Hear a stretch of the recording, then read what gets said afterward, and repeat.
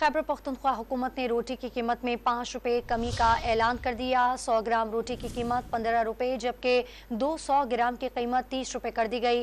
रोटी की कीमत में 5 रुपये की कमी का एलामिया जारी कर दिया गया। तफसील जानते हैं, डॉन न्यूज़ के नुमाइंदे आरिफ हयात हमारे साथ मौजूद हैं। आरिफ हयात, इस हवाले से मज़ीद तफसील बताइएगा।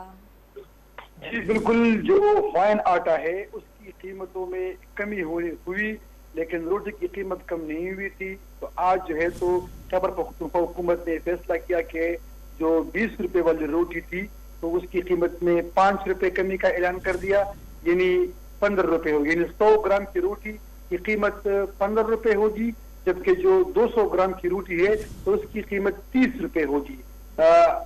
तो इस तरह है कि जो आटे का 80 किलो बोरी है फाइन आटे की तो उसकी कीमत में 1000 रुपए तक कमी हुई है जबकि जो 20 किलो तेला है तो वो पहले 2500 रुपए पर दस्तयाब था और अभी उसकी कीमत 22 और 2300 रुपए हो गई है। उसकी कीमतों में भी कमी आई हुई है। तो उसको देखते हुए खैबर पख्तूनख्वा हुकूमत ने बिलाखिर फैसला कर दिया और रोटी की कीमतों में 5 रुपए कमी का ऐलान रोटी की कीमत में 5 रुपए की कमी का एलामिया जारी कर दिया गया। तफसील बताए थे आरिफ हयात, आपका बहुत शुक्रिया।